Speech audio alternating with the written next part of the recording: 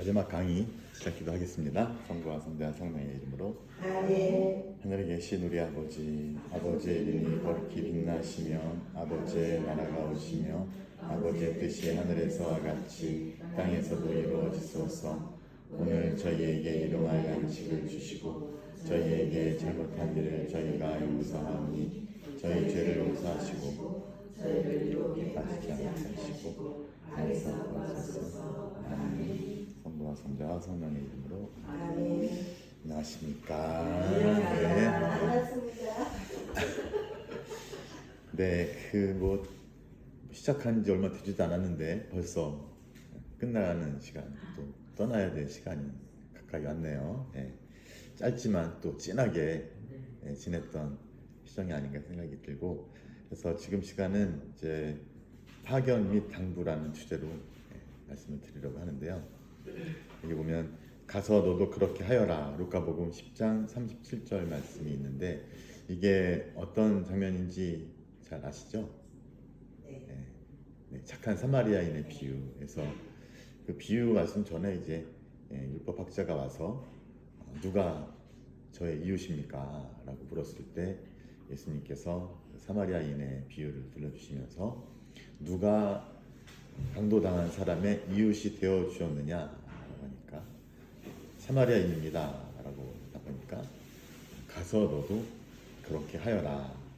그러니까 그 착한 사마리아인의 비유의 이야기의 최종적인 메시지는 너도 가서 착한 사마리아인처럼 그렇게 살아라. 어떻게 보면 피정을 통해서 우리가 묵상했던 것은 바로 착한 사마리아인이 되어서 우리에게 오셔서 우리의 상처 입고 피 흘리는 우리의 몸과 마음을 닦아주시고 어루만져 치유시켜 주시고 우리를 건강하게 다시 회복시켜 주셨다는 거.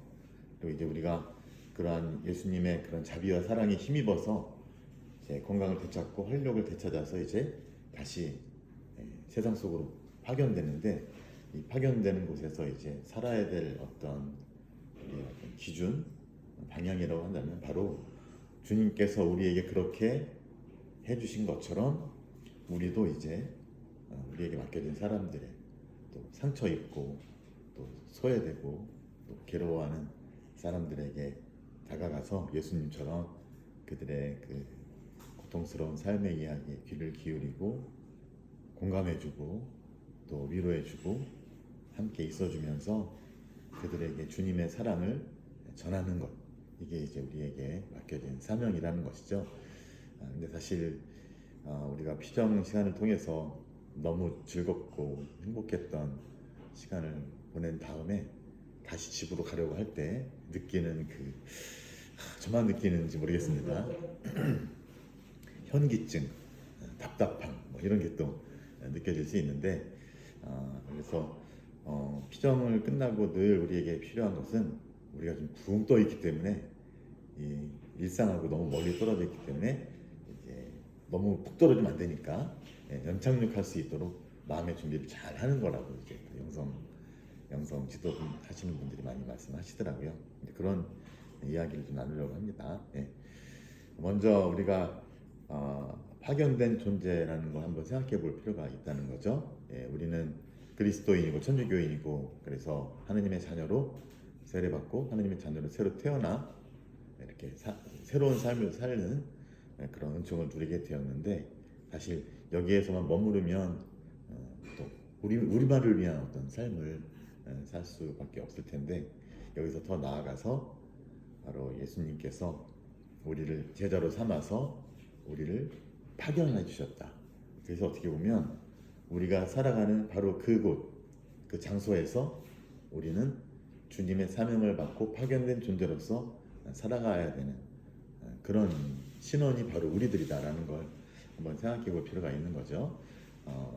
그래서 우리가 어디에 있든 어떤 처지에 있든 사실 우리는 하느님께서 보내신 선교사라는 거.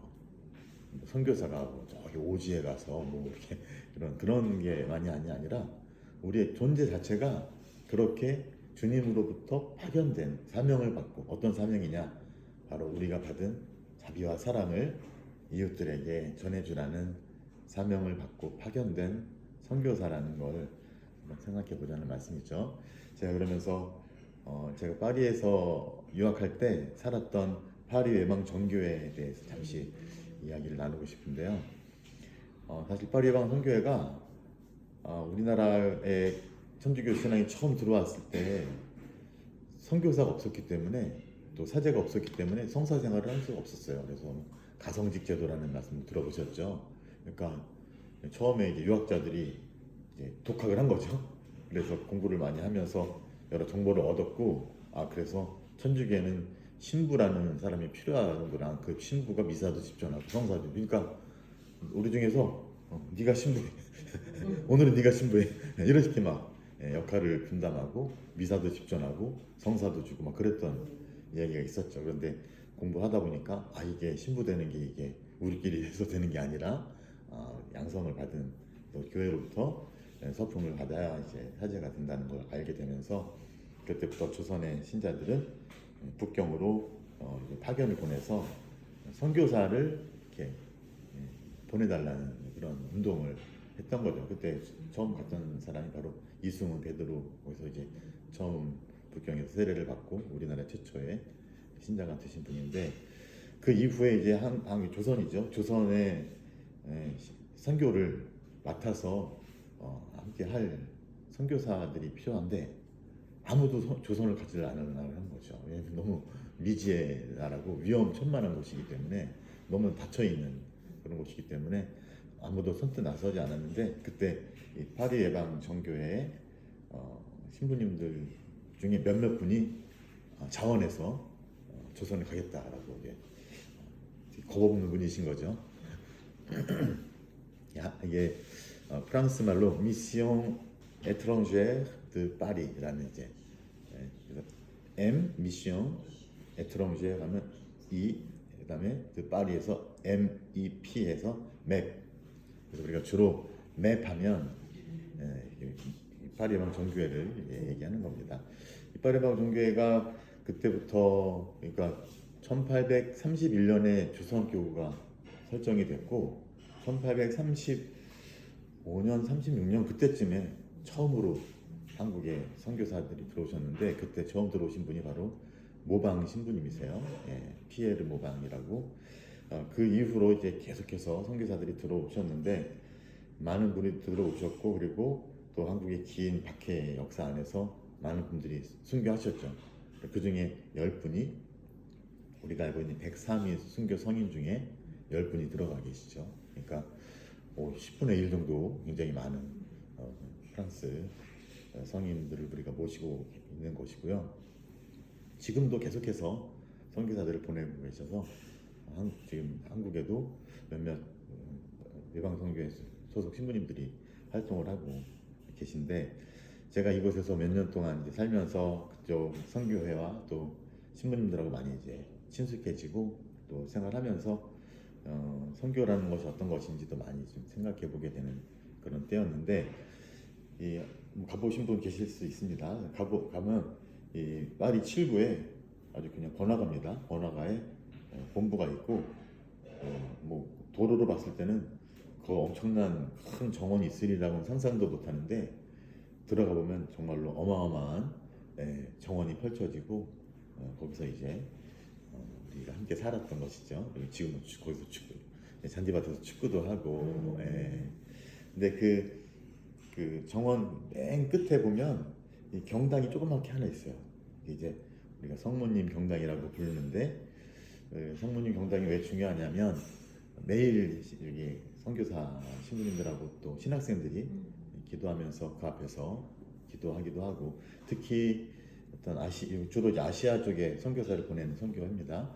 아시아 지역에서 순교의 소식이 들리면 모두가 다 성모 경당 앞에 모여서 함께 기도를 하면서 이렇게 하고, 그 다음에 또 파견 예식이 제일 중요합니다. 선교사로 파견될 때 이분들이 이제 성당에서 예식을 하고 행렬을 지어서 정원을 가로질러서 그 성모 경당 앞에 씁니다. 그럼 거기서 마지막으로 성모대상 앞에서 이렇게 기도하고, 그 인사하고 거기에서 이제 기다리고 있는 마차를 타고 이제 역으로 가서 역에서 이제 옛날에는 보르도로 갔대요. 기차를 타고 지금 마르세유 쪽으로 가는데 왜냐면 옛날에 보르도에서 배를 타갖고 아프리카를 다 돌아갔고 비행 돌아서 이제 뭐 홍콩이든 어디든 들렸다가 마카오든 들렸다가 해서 조선으로 오는 그런 경로였던 거죠. 근데 지금은 수에즈 운하가 있어서 이제 마르세유에서 지중해를 통해서 그러니까 굉장히 길이 짧아졌죠. 그래서 그런 식으로 오는 그런 게 이제 사실 성모경당이 정말 가장 또 중요한 것 중에 하나인데 한번 어떤 그 신부님 그런 말씀하셨어요. 당신도 옛날에 배 타고 왔다. 근데 이제 마르세유에서 배를 타고 출발하면 육지가 멀어지는데 그 육지의 가장 마지막까지 보이는 게 바로 마르세유 주교자 성당의 앞에 있는 성모님 상이라고 하더라고요. 그 성모님 상을 마지막으로 보면서 선교지로 떠나는 거죠. 그러면 몇 개월 동안 배를 타고 이렇게 가게 되는데 그런 말씀하신 적도 있어요. 아, 이제 그쪽 사람들은 빵하고 우유를 먹잖아요. 근데 이제 우유를 이제 뭐 엄청나게 많은 양을 냉장고에 실러 갈 수도 없고 그랬더니 하시는 말씀이 소를 태워간다 그러더라고요. 배 안에 소가 있어요. 그래서 소에 젖을 따갖고 그거를 이제 가공해서 마시고 한다고 이렇게 말씀을 드렸는데 그렇게 어려운 긴 여행을 거쳐서 조선 땅에 와서 또 위험천만한 정말 그런 삶을 살면서 순교까지 하셨던 분들이 바로 이 선교회 소속이셨는데 이 그 성모 경당 안에 보면 이제 옛날에는 순교하신 분들의 이름이 다 편말로 붙여 있었다고 합니다. 근데 지금 다 정리하고 이제 한쪽 면에는 한국 순교 성인들에 대한 이야기 몇 분이 돌아가셨고 몇 분이 성인으로 되셨고 그다음에 중국 그리고 베트남 이렇게 이 세 나라가 최근에 성인품이 있었던 것이고 그리고 그래도 아시아에서는 가장 많은 순교자들을 냈던 곳이고 이렇게 상징적으로 세 나라의 이야기를 붙여놓고 마지막에 한 면에는 성경 구절이 써 있는데 뭐냐면 요한복음 12장 24절 말씀이에요. 미랄 하나가 땅에 떨어져 죽지 않으면 한 알 그대로 남고 죽으면 많은 열매를 맺는다. 좀 생각해 보면 선교회이기 때문에 그런 부분에다가 너희는 가서 복음을 전하여라. 제자로 삼아라. 뭐 이런 그런 말씀을 쓸 것 같은데 오히려 이 요한복음 말씀 썩어 죽는 미랄을 이야기를 거기다 붙여놓으시는 것은 어떻게 보면 그분들이 생각하는 선교란 다름이 아니라 파견된 곳에 가서 그곳에서 썩는 미랄이 되어서 그곳에서 생을 마감할 때까지 온전히 봉헌된 삶을 사는 것이 바로 선교다라고 이제 우리한테 일깨워주는 게 아닌가 생각이 듭니다. 그러니까 선교는 교세를 키우거나 무슨 뭔가 이렇게 나눠주고 가르치는 그런 거 이전에 그곳에 가서 삶을 내어주는 것이다라고 말씀하시는 것 같아요. 실제로 우리 신부님들 이야기를 들어보면 그 파견지에 가서 제일 먼저 하는 일이 바로 그곳의 이름을 받는 거예요. 그리고 또 그곳에 옷을 입고 그곳의 문화와 언어를 익히고 그리고 그곳 사람이 되어서 사는 것이고 또 그분들이 가장 먼저 했던 일 중에 하나가 바로 방인사제 양성인 거죠. 그쪽 사람들의 교우들을 돌보는 위해 제일 필요로 하는 사람이 바로 그쪽 사람인 것이죠. 그래서 방인사제를 양성할 수 있도록 마카오, 해낭 이쪽에다가 신학교를 만들어서 거기서 이제 양성을 했던 것인데 낯선 땅으로 가서 그곳에서 현지 사람들과 함께 그곳 사람이 돼서 거기에서 묻힐 때까지 그 땅에 묻힐 때까지 모든 삶을 바치는 것이 바로 선교고 바로 그 선교의 열매가 사실은 뭐 그분들만의 노력은 아니겠지만 또 우리들이 이렇게 신앙생활을 하는 그런 게 바로 열매가 아닐까 생각이 들게 되는데요. 근데 이제 제가 이제 오늘 파견된 존재로서 우리 자신에 대해서 이야기를 좀 나누면서 이 선교 또 선교사는 도대체 어떤 것인가 누구인가 이런 질문을 해볼 수가 있는데, 제가 그때 공부할 때 그곳 파리 방청교회 총장이셨던 에차렌 신부님이라고 계세요. 정 바티스트 에차렌. 그 신부님은 바스크라는 지역의 출신이신데, 바스크가 어디냐면요, 여러분들 그 산티아고 순례길 들어보셨죠? 네. 이게 생장이라는 곳에서 주로 많이 출발하는 곳이, 출발점이 여러 가지가 있는데, 여러 곳이 있는데 그 중에 생장을 한국 사람이 제일 많이 알죠. 이 생장이 이 바이온느라는 교구에 있는데, 이게 프랑스 지역입니다. 그런데 이 프랑스와 스페인 이 접경 지역을 아우르는 이 지역이 바스크 지역이에요. 근데 그 바스크 지역 사람들은 프랑스 말도 스페인 말도 사용하지만 바스크 말도 사용을 해요. 그러니까 바스크 지역의 사람들은 사실은 프랑스하고 스페인을 넘나들면서 하나의 어떤 정체성을 갖고 있는 사람들인 거죠. 근데 그쪽 사람들이 주로 이렇게 선교사가 많이 된다고 하더라고요. 그러니까 저희 한국에 오신 분들 중에서도 그쪽 지역에, 바스크 지역의 출신들이 굉장히 많은데, 이 신부님도 그쪽 출신이셨고, 한 번은 제가 방학 때그 사목 좀 현장에서 좀 도움을 드리고 싶었을 때 이 신부님께서 주선해 주셔서, 제가 생장에 있는 본당이 하나 있거든요. 그곳에 가서 한 달 반 정도 있으면서 그쪽에서 좀 사목 생활을 했었는데, 그때 많은 한국 사람들 이렇게 순례 왔을 때 제가 만나기도 하고 같이 걷기도 하고, 또 본당에서 운영하는 알베르게가 있어요. 순례자 숙소. 또 거기 이제 소개시켜줘서, 네이버 카페에 이제 그거 있더라고요. 그래서 소개시켜줘서 그분들과 함께 이야기 나누는 그런 기회가 있었는데, 이 에차렌 신부님께서 한 번은 이런 말씀하셨어요. 저희 그 파견 예식 때 주례하시면서, 그때 이제 한 젊은 신부님이 아마도 캄보디아인가 그쪽으로 파견되셨을 때예요. 그때 많은 캄보디아 사람들하고 아시아 분들이, 신부님들이 함께 와서 미사도 봉헌하고 파견 예식에 참석했는데, 신부님께서 마지막으로 이런 말씀하셨어요. 우리 선교회에서 기쁘게도 새 사제가 탄생해서 여러분들 지역으로 선교 사제를 보내게 되었습니다. 우리가 열심히 키웠는데 그런데 사실 이 사제는 아직 선교 사제가 어떤 것인지 잘 모릅니다. 아마도 그는 그곳에 가서, 여러분들의 나라에 가서 함께 살면서 선교사가 어떤 존재인지를 배우면서 살아가게 되고, 바로 거기서 비로소 선교사가 될 것입니다.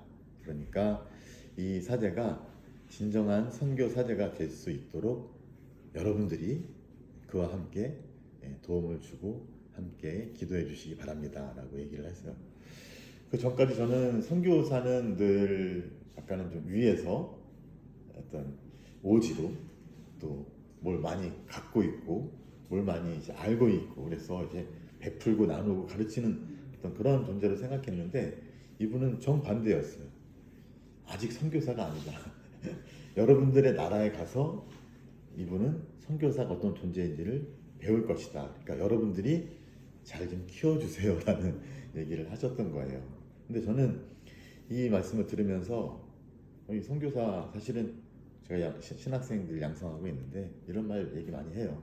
여러분들 신부돼서 파견돼 갖고 무슨 신자들 가르치려거나 아니면 뭘 베풀고 뭐 이끌고 막 이런 거 중요한 게 아니라, 무엇보다도 가서 겸손하게 배우는 자세로 배우려고 하고, 듣고 또 따르고, 그곳의 풍습과 그곳의 역사와 또 그곳의 사람들의 어떤 삶과 또 관계들, 또 공동체의 어떤 그런 삶의 방식들, 이런 것들을 먼저 접하고 배우면서 그곳에서 정말로 이렇게 자연스럽게 한 일원이 되는 사람으로 먼저 사는 것이 중요하다.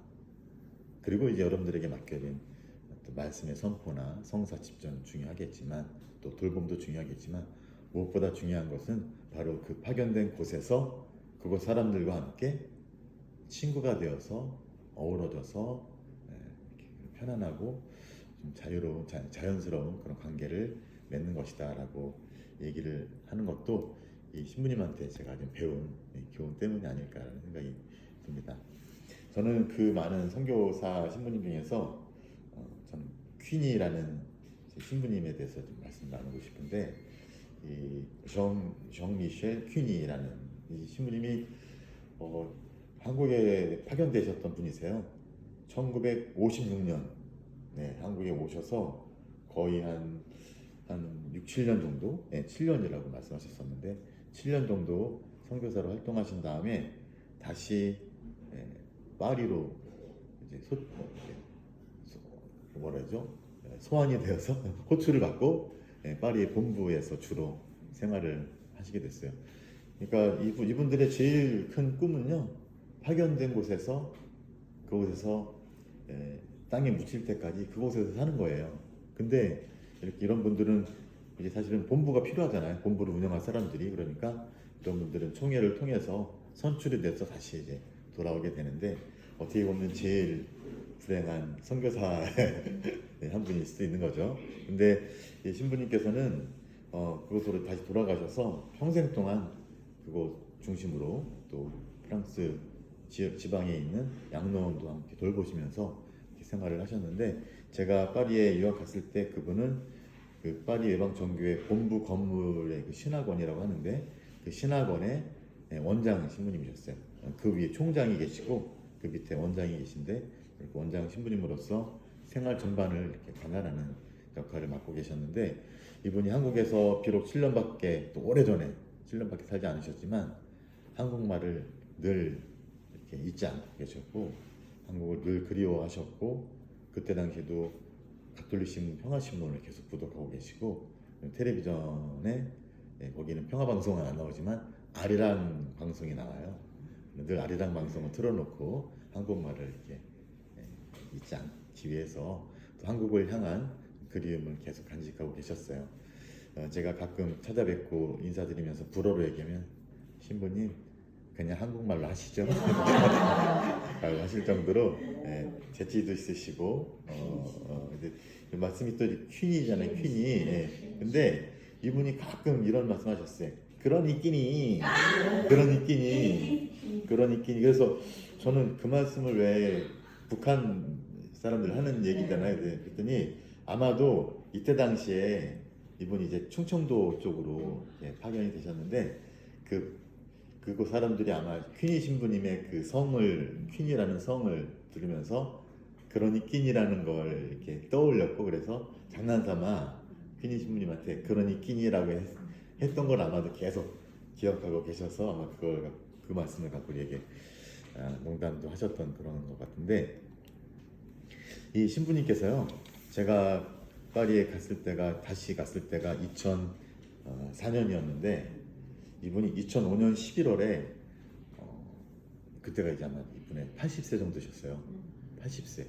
그때 어디로 파견을 이제 새롭게 이제 인사를 받았냐면, 프랑스의 남쪽에 있는 한 양로원, 파리 예방종교회 소속 신부님들이 사시는 양로원에 이제 파견이 되신 거예요. 근데 이 양로원이 두 군데가 있어요. 한 군데 이제 우린 그쪽 프랑스 리옹 밑에니까 우리로 따지면 뭐 대구 밑에쯤, 대구하고 부산 중간쯤에 지역에 있는 한 양로원, 그쪽은 그래도 건강하신 신부님들이 사시는 곳이고, 그 다음에 이제 툴루즈 옆에 있는 이분이 가셨던 몽부동이라는 그런 지역의 양로원은 거의 운신을 못 하시는, 굉장히 약간 좀 위중하신 건강 상태에 계신 신부님들이 사시는 곳이었는데, 우리나라로 따지면 어디쯤 될까요? 마산하고 이렇게 좀 왼쪽으로 좀 더 가는 그런 지역쯤일 텐데, 그때 이 신부님께서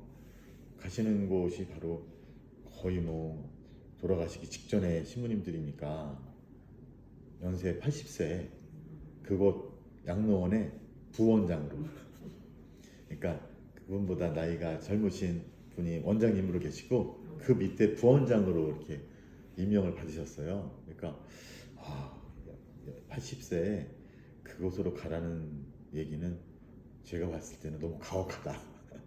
거기서 그냥 돌아가실 때까지 살려는 얘기가 아닌가라는 생각도 들었습니다. 근데 이 신부님하고 저희 한국 신부님들하고 파리에서 신부님 떠나시기 전에 마지막 이제 미사도 하고 식사도 하고 삼겹살도 구워 먹고 그리고 이제 끝나고 노래도 같이 부르고 했던 기억이 있는데 그날 신부님께서 미사하시면서 하셨던 강론 말씀이 사실 제가 그날 강론 말씀을 듣고 너무나 마음이 또 지금 그랬는데 신부님한테 부탁을 해서 그 강론 원고를 제가 받았고요. 이제 불어로 말씀하셨는데 제가 그걸 한국말로 좀 번역을 한 걸 제가 간직하고 있어요. 근데 종종 이렇게 피정 강의 때나 아니면 신학생들 이렇게 훈화 때 이야기를 가끔 꺼내드리는데 이 신부님께서 그날 강론에서 하셨던 말씀은 크게 한 두 가지 정도였어요. 하나는 당신이 한국에 처음 파견되어서 사셨을 때 어떤 그런 경험, 그러니까 아시아에서 또 한국에서 오신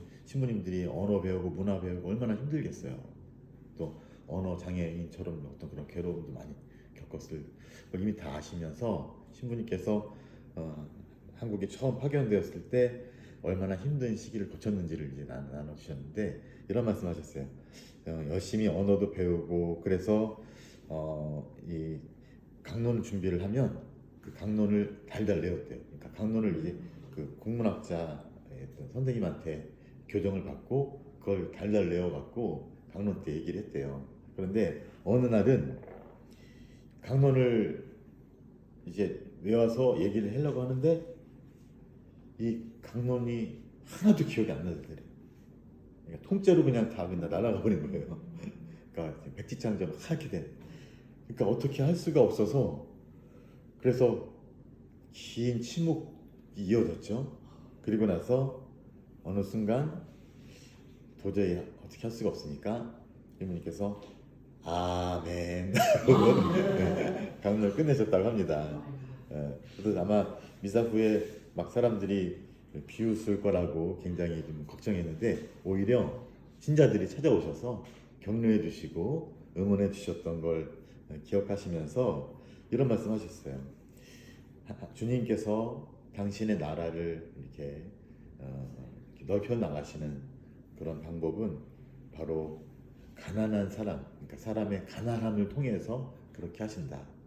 그러니까 그분은 그렇게 말도 잘 못하고 또 비웃음거리처럼 스스로를 부끄럽게 느꼈지만 오히려 그러한 가난함을 통해서 주님께서는 신자분들과 더 가깝게 다가갈 수 있도록 하셨고 그걸 통해서 일을 하신다는 것을 이렇게 배워서 그때 도움을 주셨던 한국 분들에게 너무나 감사드린다는 말씀을 하셨었고 그 다음에 또 하나는 이거였습니다. 이제 신부님께서 떠나시게 되는데 이제 가실 곳은 바로 그런 연로한 분들이 사시는 양로원인데 그분들이 어떤 분들인가 아시아 지역에서 정말로 뼈를 묻을 각오를 갖고 이제 가셨었는데 여러 가지 전쟁의 이유 또 그다음에 전쟁 그다음에 어떤 감옥살이 또 추방 다양한 이유로 또 건강상의 이유로 그 나라에서 머물 수 없어서 다시 돌아왔고 그리고 대부분 육체적이고 정신적인 그런 질병을 갖고 계셔서 더 이상 파견될 수 없는 상태에 있던 분들이 그곳에 모여 사시는 곳이고 제가 실제로 거기 가봤는데 그 지역 그 바로 옆에 이제 공동묘지도 있고 그래서 사시다가 이제 돌아가시면 거기 묻히게 되는데 이제 그런 분들을 돌보러 간다고 말씀하셨어요. 옛 선교사들을 돌보러 가고 거기에는 한국에서 활동하신 선교사들도 계시고 그리고 이제 제가 그러니까 신부님께서 제가 그곳에 가는 것은 아마도 아시아 지역에서 아시아 교회에 새로운 방법으로 봉사하는 기회를 저에게 줄 것입니다라고 말씀을 하십니다. 어떻게 아시아 교회를 위해서 계속해서 봉사할 건가? 사실 그곳에 사시는 신부님들은 여러 나라에서 하느님 나라를 위해서 당신의 모든 것, 건강까지도 내어준 사람들이라고 말씀하시면서 그분들은 가난과 배고픔과 공산 치하에서의 감옥, 전체주의에 의한 추방 이 모든 것을 경험했던 그런 분들입니다. 그러면서 하시는 말씀이 저는 이제 그분들에게 가서 그분들이 오늘 살아가고 있는 모습이 선교지에서의 평상적인 활동을 계속해서 살아가는 것임을 이해하도록 도와주어야 하겠습니다 라고 말씀하세요. 그러면서 만약 그분들이 더 이상 아시아 교회를 위해서 계속해서 봉사를 할 수 없다면 그것이 어떤 커다란 교회 공동체의 불필요한 구성원이 되었다는 것을 의미하는 것은 아닙니다 라고 하시면서 그들의 기도를 통해서 그리고 그분들이 겪고 있는 고통을 용기 있게 받아들임을 통해서 그분들은 신비로운 방법으로 아시아 교회를 위해 봉사하고 있는 것입니다. 그러니까 그곳에서의 그 삶 자체가 마지막 생을 그냥 꾸역꾸역 사는 그런 게 아니라는 거죠. 다른 방법으로도 아시아 교회를 위해서 선교 활동에 참여하고 있는 것이고 바로 그것을 일깨워주기 위해서 하는 거. 그래서 이렇게 말씀하십니다. 그분들이 기쁨과 마음의 평화 안에서 그렇게 살도록 도와주는 것, 그것이 저에게 맡겨진 새로운 소명인 것입니다 라고 이제 말씀을 하십니다. 그러면서 이렇게 질문하세요. 떠나는 것이 제게 행복할까요? 저는 한 지나가는 사람이 어느 날 농부에게 질문을 던졌을 때 그 농부의 답처럼 이야기할 것입니다 라고 하시면 어떤 얘기냐면 농부가 가고 계신데 누가 이제 물어보는 거예요. 농부한테 당신은 어떤 날씨를 가장 좋아합니까? 그러면 뭐 비도 얘기할 수 있고 또 태양도 얘기할 수 있고 하겠죠. 그런데 그 농부는 그날의 날씨요 그랬다는 거예요. 그날의 날씨요. 그러니까 이 농부는 순리대로 사는 법을 수용하는 법을 배웠던 것이죠. 그러면서 이렇게 하십니다. 저도 이렇게 대답할 것입니다. 그곳이 주님께서 나를 보내시는 곳이기에 늘 그래왔듯이 저는 그곳에서 행복할 것입니다. 그분께서 보내주시는 어디에서든 말입니다. 그리고 아멘 하고 강론을 마치셨어요. 근데 이 말씀이 저에게 정말 많은 기억에 남는 이유는 뭐냐면 사실 우리가 살면서 어느 순간 의미가 없는 것처럼 느껴지는 상황을 맞이할 수 있죠. 그게 병 중에 있을 수 있고 그 다음에 병이 낫지 않아서 이제는 죽음밖에는 이렇게 생각할 수밖에 없는 그런 상황이 올 수 있고 혹은 어떤 뭐 요양원이나 요양병원 또 실버타운 이런 곳에 가서 그곳이 이제 내가 생을 마감할 마지막 더는 이제 다른 데로 가지 않을 라고 생각했을 때 얼마나 좀 마음이 좀 서글플까라는 생각이 좀 들었었어요. 그래서 제가 그 미린의 실버타운에 가서 그분들 사시는 모습을 본 적이 있는데 저 어머니가 이제 병원에 이제 췌장암 수술 받으시고 한 6개월 정도 그곳에서 요양하고 계실 때 그곳에 종종 가서 거기 사는 분들 뵙고 미사도 봉헌하고 했는데 그분들 사는 모습 보면서 야 이곳이 정말 내가 사는 마지막 삶의 자리라고 생각한다면 이게 얼마나 좀 서글플까라는 생각이 들면서 이 뀌니 신부님의 이야기가 떠올랐어요. 그러면서 아 그래 맞다. 비록 그곳이 나의 마지막 인생의 마지막 종착역이라고 할지라도 그곳이 주님께서 나를 보내주신 곳이라면 그래서 내가 그곳에 억지로 끌려간 것이 아니라 주님께서 나를 파견해 주셔서 내가 그곳에 가서 사는 것이라면 그곳이 어떤 곳이든 간에 나는 그곳에서의 삶을 새롭게 받아들일 수 있지 않을까. 심지어는 호스피스라고 해서 굳이 그곳이 어쩔 수 없이 죽어야 되는 마지막 순간에 마지막 시간을 고통 없이 보내려고 하는 어떤 그런 곳이 아니라 그곳에서도 나는 파견된 사람으로서 끝까지 생을 다 내어놓을 수 있는 그런 삶을 살 수 있지 않을까라는 생각을 하면서 강론을 했던 적이 있습니다. 그 뀌니 신부님께서는 이제 그 이후에 한참 후에 급성 백혈병으로 선종하셨다는 얘기를 들었는데 아마도 그 돌아가시기 전까지 정말로 당신이 말씀하신 대로 이렇게 끝까지 충실하게 사셨지 않았을까라는 생각을 하게 되고요. 제가 캄보디아 프놈펜에 간 적이 있어요. 수원교구 그 외침지 담당하고 있을 때 그때 기획 취재가 하나가 이제 외국 교회에 가서 그 교회를 좀 배우는 것인데 제가 얘기를 꺼냈죠. 그때 같이 갔던 분들한테 우리가 가서 정말 배울 곳은 가난한 나라일 것이다. 그래서 가장 가난한 곳 중에 하나인 캄보디아로 가자. 그래서 그때 제 친구 신부님이 캄보디아에 있었는데 그 신부님도 뵐 겸 그래서 캄보디아 교회로 갔었는데 그때 거기서 푸놈펜 교구를 맡아보셨던 올리비에 주교님이라고 계셨어요. 근데 이 올리비에 주교님께서 저희들에게 뭐 그쪽 여러 가지 선교 상황을 많이 말씀해 주셨는데 저희가 이제 인터뷰를 하면서 주교님께 선교란 무엇입니까? 라고 질문했을 때 그분께서 하셨던 말씀이 뭐냐면 이거였습니다. 선교란 그곳 풍경의 일부가 되는 것입니다. 풍경의 일부, 그러니까 풍경의 자연스러운 일부, 그곳 사람들과 어울리면서 자연스러워지고 그곳 풍경의 일부가 되었다고 느껴질 때 선교는 성공한 것입니다.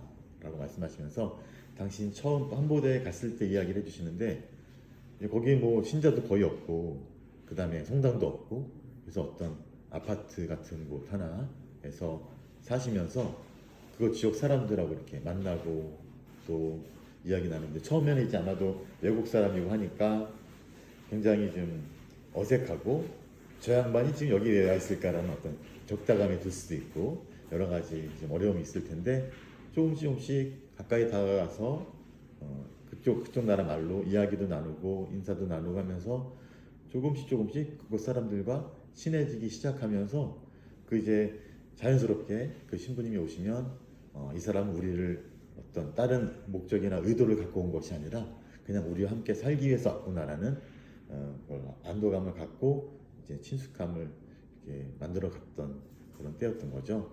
그러면서 조금씩 그 신부님에게 관심을 갖고 어떤 사람은 신부님의 집에 와서 같이 식사도 하고 또 이야기도 나누고 또 신부님이 하시는 미사도 한번 구경도 하고 또 노래도 한번 배워보고 하면서 자연스럽게 신앙에 대해서 관심을 갖게 되면서 그 중에서 몇몇 분들은 이제 천주교 신앙을 갖게 됐던.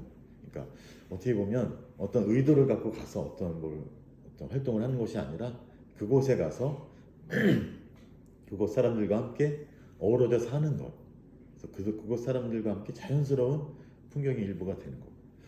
어떻게 보면 우리 신부님들이 각본당에 가실 때 처음에는 어떤 분이 오셨나 하고 굉장히 기대도 되고 또 때로는 좀 무서운 신부님이 오실 수도 있고 괴팍한 분이 오실 수도 있고 하지만 또 살다 보면 어느새 또 우리도 모르는 사이에 우리 생활의 일부가 되어서 자연스러운 풍경의 일부가 되어서 살아가시면서 하는 걸 보면서 이 선교란 그거 풍경의 일부가 되는 것이구나라는 걸 한번 새롭게 되새겨볼 수가 있는데 어떻게 보면 이 말씀인 거죠.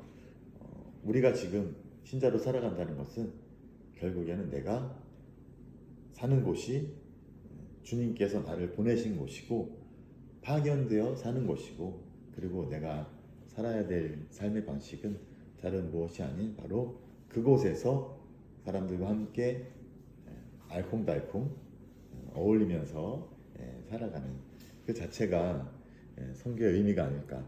하지만 중요한 것은 그것이죠. 바로 주님께서 나를 그곳에 파견하셨다는 것.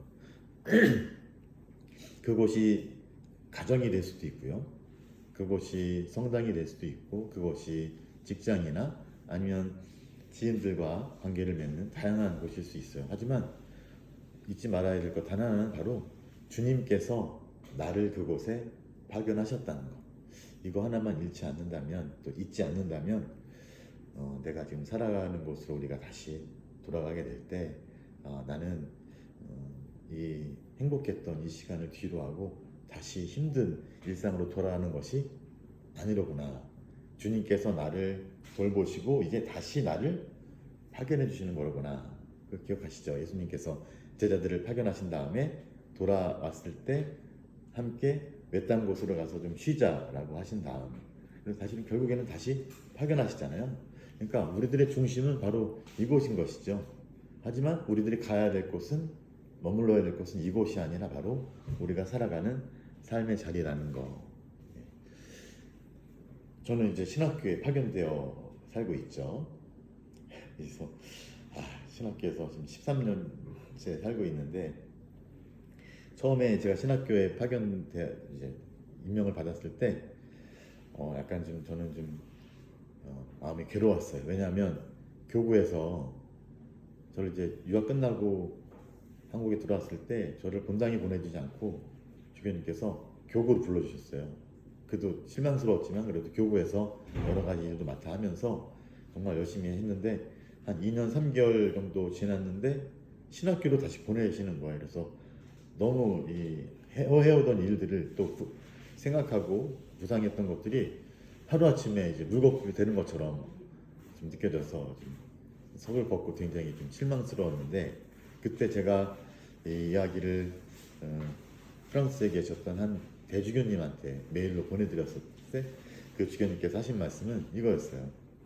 신부님께서 신학교에 파견된다는 것은 바로 그 자체로 교회가 신부님을 얼마나 신뢰하고 있는지를 보여주는 증거입니다 라고 말씀을 하시니까 제가 너무 좁은 마음으로 생각했구나. 근데 정말 나를 그렇게 믿고 그렇게 중요한 신학교로 나를 파견 보내주시는 분은 그러구나 라는 생각을 하니까 좀 저의 신학교 생활이 좀 더 좀 달리 느껴지더라고요.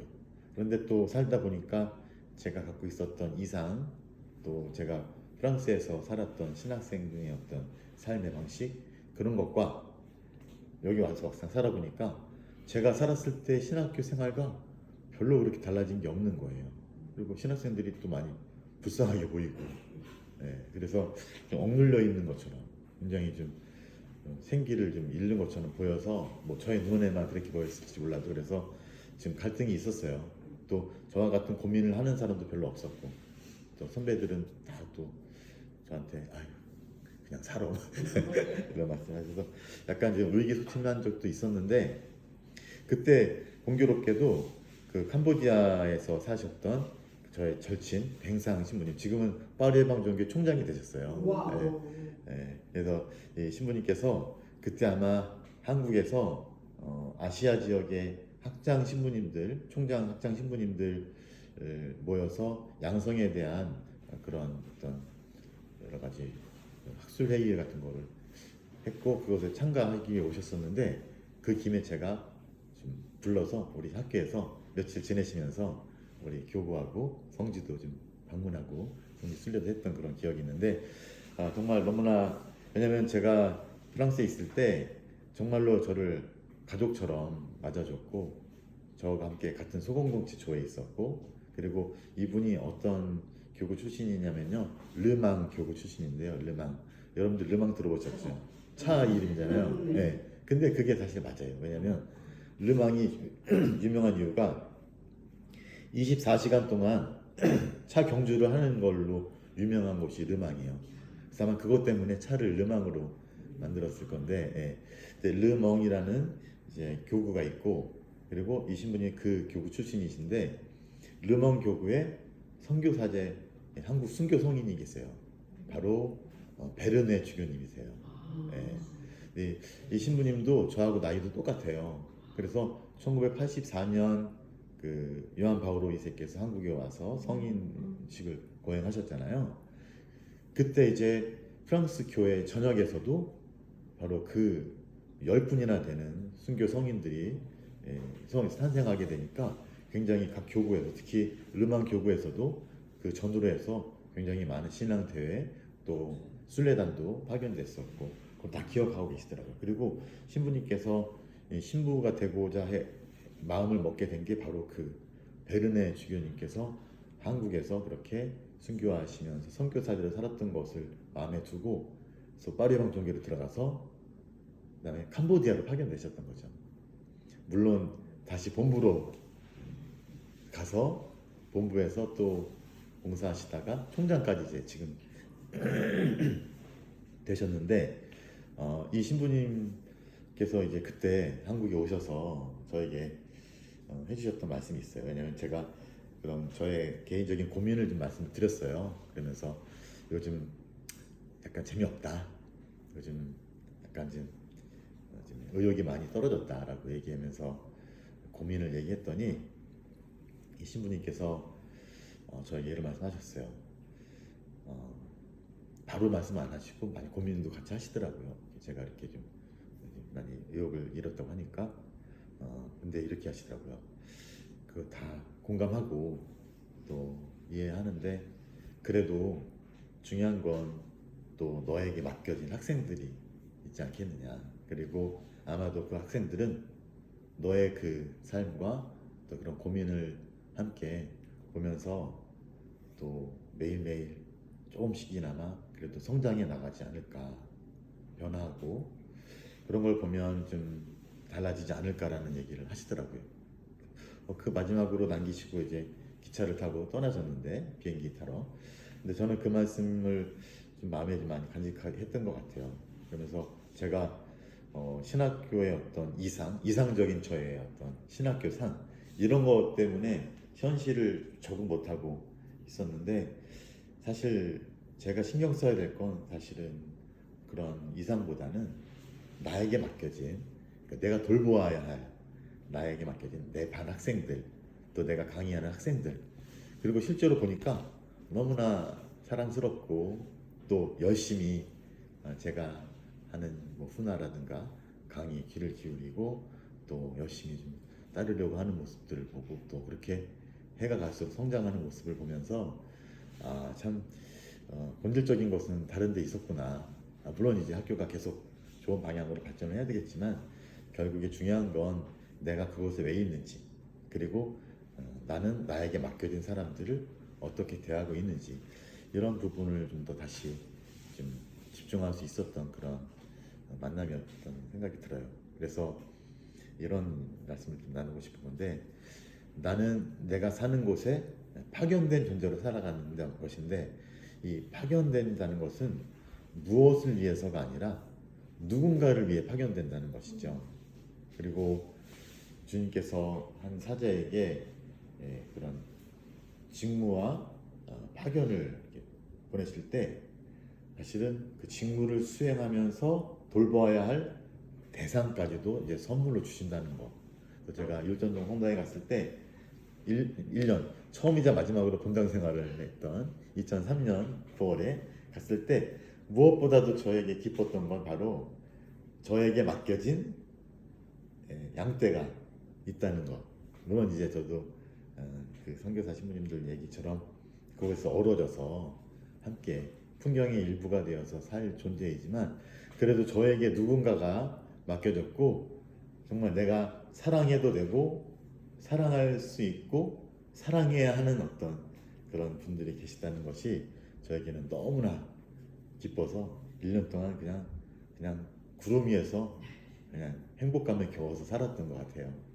그래서 마지막에 다시 저한테 유학 나가라고 하셔서 제가 2004년 9월에 다시 떠나기 전날, 떠나는 날이죠. 비행기 타기 직전에 율전동 홍당에서 마지막 미사를 했는데, 그날 강론을 준비했는데 강론을 하지 못하고 그냥 울고 끝나버려요. 그러니까 그 1년의 그 생활이 저에게는 너무나 정말 길이 남는 그런 아름다운 추억이었는데, 그 모든 게 사실은 그거죠.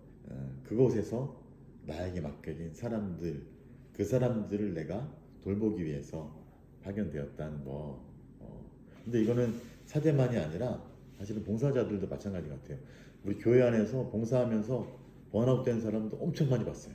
그리고 제가 본당에 이렇게 특강이나 미사 봉헌하러 가면 많은 신자분들이 저한테 얘기합니다. 신부님, 저 본당 신부님한테 얘기해서요, 저 좀 봉사직 좀 그만두게 해주세요.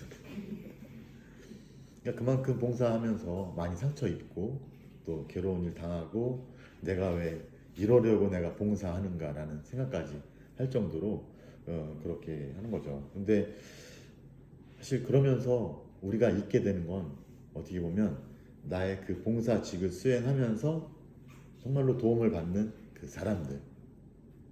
실제로 제가 만약에 예를 들어서 성서분과 일을 한다면 바로 그 복사단이나 그 예비 신학생들이 비록 부족하지만 나를 통해서 정말로 많은 도움도 받고, 그래서 저도 아직까지도 제가 신학생 때 성서 분과장 하셨던 분들이 아직도 기억이 남아요.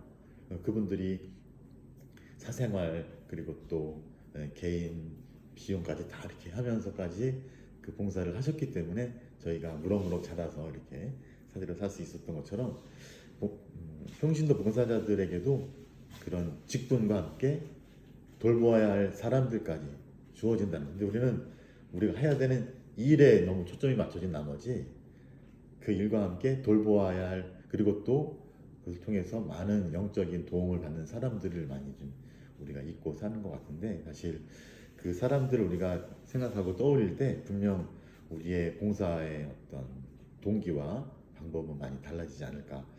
제가 또 떠올리고 싶은 분은 오영진 주교님이신데요. 이제 프랑스 올리비에 드 베렁제라는 주교님이신데, 이분은 한국에 프라도 사제를 처음 이렇게 도입하신 분이세요. 김수산 추기경님께서 프랑스 신분이 이분에게 부탁을 하셔서 한국에 오셔서 한국에서 거의 한 18년 정도 생활하시면서 프라도 사제회를 처음 시작하셨는데, 이 프라도 사제회는 어떤 거냐면 교구 사제는 교구 사제인데, 교구 사제 신원뿐만 아니라 이 프라도 사제회라는 또 다른 어떤 그걸 갖고 있어요. 뭐냐면 가난을 실제로 사제로서 살겠다는 어떤 그런 다짐을 하는 신부님들이신 거죠.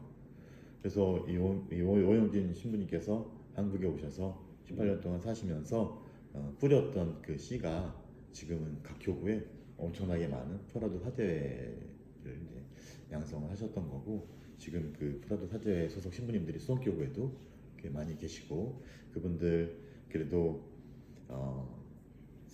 재속 사제로 살면서도 가난과 청빈이라는 그런 가치를 살려고 하시는 정말로 존경스러운 분이신데, 이 그 오영진 신부님께서 고국으로 돌아가신 다음에 생드니 교구장님이 되셨어요. 그래서 제가 그때 유학할 때 그래도 부재 서품을 그쪽에서 받아야 됐는데, 제가 그분 찾아뵙고 부재 서품 이렇게 부탁을 드렸고, 그분께서 흔쾌히 응해 주셔서 2003년 1월에 파리에서 이분한테 부재로 서품이 되었었는데, 아마 한번 인사드리러 간 적이 있어요. 그 생드니 교구, 그때 주교님께서 저하고 또 다른 신학생 반갑게 맞아주시면서 한국말로 이렇게 하시더라고요. 한국말 잘하세요. 네.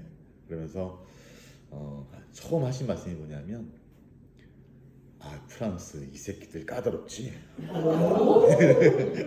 그분이 한국에 계실 때 구로 쪽에 사셨는데 많은 노동자분들하고 사시면서 한국말을 익히셨어요. 그러니까 입이 좀 거치세요.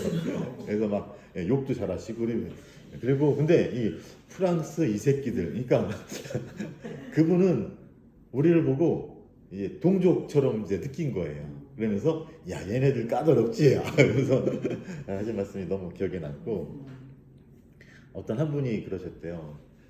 주교님, 이제 프라도 사제 신부님이신데 주교님한테, 주교님 자주 찾아뵈야 되는데 자주 못 찾아뵈서 죄송합니다. 그러니까 까불고 있네.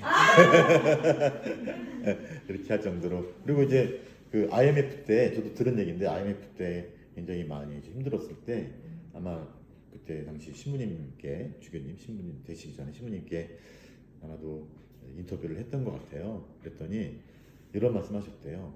나는 우리 한국 사람이 충분히 이 고통스러운 시간을 잘 이겨낼 거라고 믿습니다라고 얘기를 하셨대요. 그러니까 이분의 마음은 늘 한국에 와 계셨던 거예요. 그래서 제가 부대로 서품 받고 나중에 신부가 돼서 가끔 파리에 가서 여러 가지 또 이렇게 할 때 주교님 꼭 찾아뵈면 인사드렸고, 그때 당시에 은퇴하셔서 한 수년에 머무시면서 미사 성사 도와주셨던 그런 생활을 하고 계셨는데, 그때 저하고 얘기하시면서 이런 말씀을 하셨어요.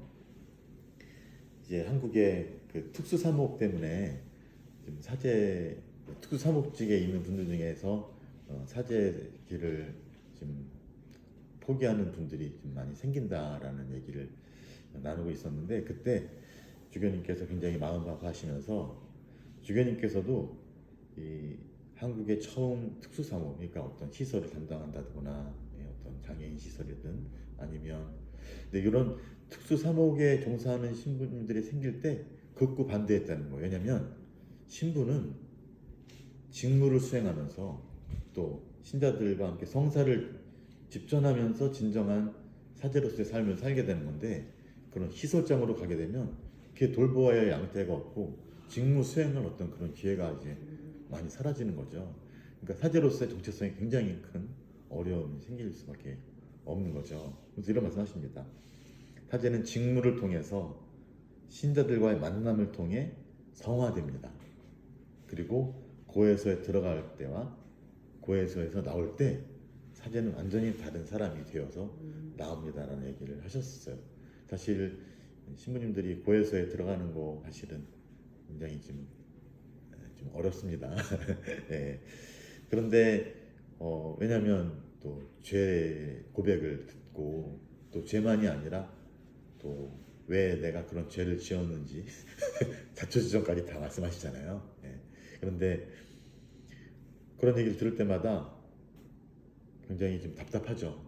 도움을 드리기도 어렵고 도와드릴 수도 없고 그리고 문제 해결책도 보이지 않는 거예요.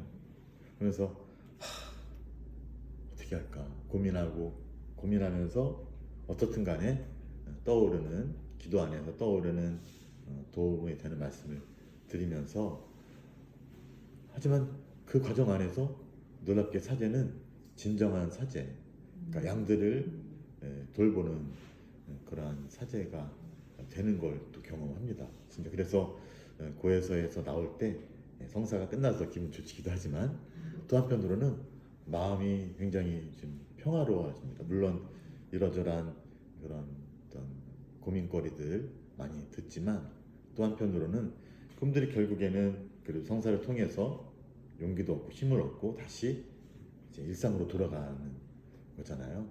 그런 모습을 보니까 그래도 이제 사제로서 역할을 또 충실히 해냈다는 그런 생각이 들면서 그런데 사실 이건 사제들만이 아니라 교회 안에 여러 봉사하시는 분들에게도 마찬가지가 아닐까 생각이 들어요.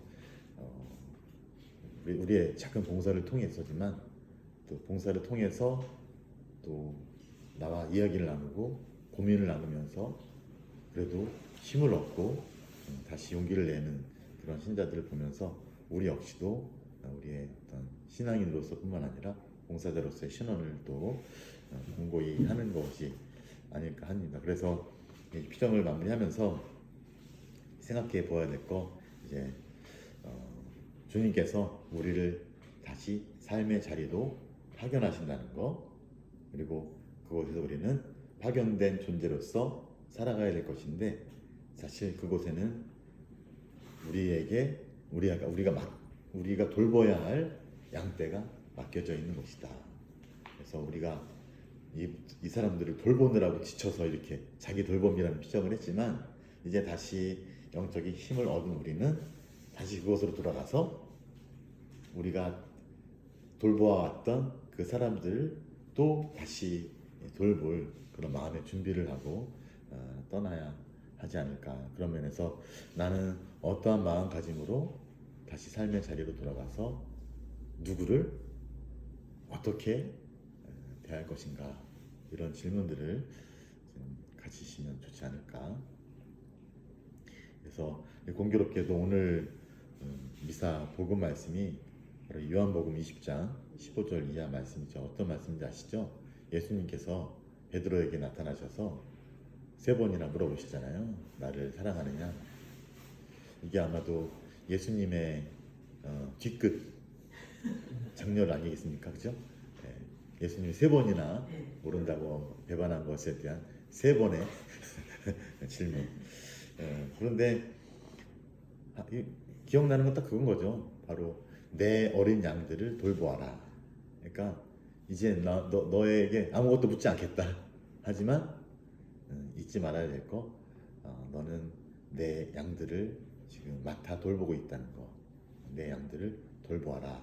그랬을 때 우리는 과연 주님께서 파견 보내신 파견된 존재라는 것을 우리가 의식하고 살아가는지 한번 묵상해 볼 수 있고, 또 내가 일상 안에서 돌볼 양떼는 누구고 그들을 나는 어떻게 대할 것인지 한번 생각해 보시면서, 이제 마지막으로 제가 떠남의 미학이라고 이해를 붙였는데, 아까 말씀드린 것처럼 이제 착지할 수 있는 마음의 좀 준비가 필요하다.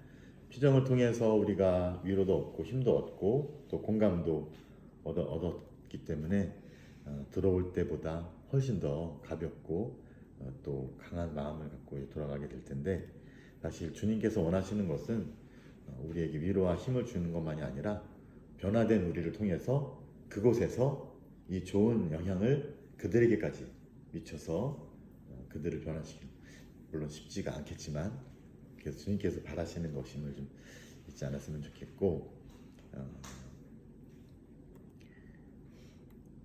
그래서 이제 저는 이 말씀 마지막으로 좀 드리고 싶어요. 우리가 돌아갈 때 잊지 말아야 될 것은 바로 예수님께서 우리보다 그곳에 먼저 가 계신다는 것. 마르코복음 16장 7절의 말씀 있죠. 예수님께서는 전에 여러분에게 말씀하신 대로 여러분보다 먼저 갈릴레아로 가실 터이니 여러분은 그분을 거기에서 뵙게 될 것입니다. 그러니까 우리와 함께 머무시면서 우리를 위로해 주셨던 엠마오 제자들에게 나타나셔서 사라지셨던 그분께서 어디로 가 계십니까? 바로 갈릴레아로 가 계신 것처럼 우리 역시 우리와 함께 머무시면서 우리에게 위로와 힘을 주시고 우리 마음을 뜨겁게 하셨다면, 이제 그분은 우리 앞에서 사라지시지만 어디로 가 계십니까? 바로 갈릴레아. 그게 어디입니까? 우리의 평범한 일상이죠.